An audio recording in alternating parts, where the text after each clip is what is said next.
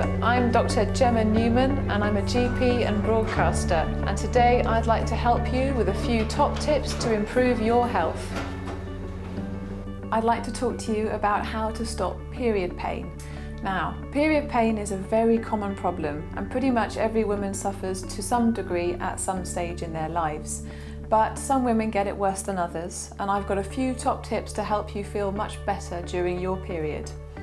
The first thing I want to say though is that it's really important to see your own doctor in a few circumstances, and I just want to go through those with you now so you know what to do. If your period pain is new in your 30s or 40s, or if you have bleeding in between your periods, if you have bleeding after sex, if you have pain during sex which is associated with your period pain as well, if you're having infrequent periods, or if you're having any kind of fever, it's important to go and see your doctor, as there may be an underlying problem as to why you're getting more severe period pain. However, most of the time, especially if you've always had the pain, or it's worse when you're in your teens or 20s, it's probably more likely to be normal period pains. And the good news is these do tend to ease off a little bit as you get older and also after having children. But what can we do now to sort out your period pain? Well, the first thing I'd suggest, and what makes a lot of people feel better, is a simple hot water bottle or a hot bath. That tends to ease the period cramps that you're getting in the bottom of your tummy. If that's not quite doing the trick, then you can move on to things like herbal teas. Chamomile will help you feel more relaxed, and peppermint will also help with bowel spasm, which you can sometimes get during a painful period.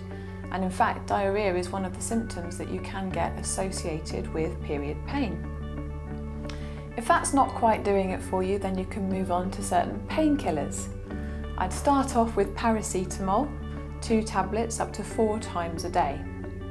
What I would actually recommend that works a little bit better than paracetamol is anti-inflammatory painkillers. Now, you can take those on the day that your period starts, or some women prefer to take them on the day before, and this is thought to reduce the severity of your period pains. I would advise you to take them regularly for about 2 to 3 days, as this provides a better pain blockade than if you're just taking them as and when. So anti-inflammatory painkillers would include things like ibuprofen, indomethacin and diclofenac. Some of those you have to get from your doctor, others you can buy over the counter. Just a word of warning, anti-inflammatory painkillers are not suitable for everyone, and if you have something like asthma or stomach ulcers or other medical conditions, it's always worth speaking to your doctor first before you take them. But on the whole, anti-inflammatories are a very good option, so I would suggest that works very well for period pain. What else can you try? Well, if your period pain is particularly bad, some would say exercise helps a little bit as well. A little bit of light exercise does tend to improve milder period cramps. But if it's particularly bad, you might want to go on to something a bit more medicated. An example of an intervention that would help you, that you have to go to your doctor for, would be forms of contraception. Now, obviously contraception works to stop you from getting pregnant, but sometimes it can also reduce period pain. The first port of call is often the contraceptive pill or the pill. Now again, that's not suitable for everyone, and you have to go and see your doctor and discuss whether that's suitable for you.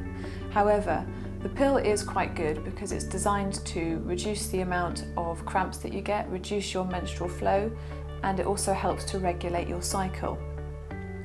The other option, which is excellent, is a kind of hormone coil, or IUS, which stands for intrauterine system.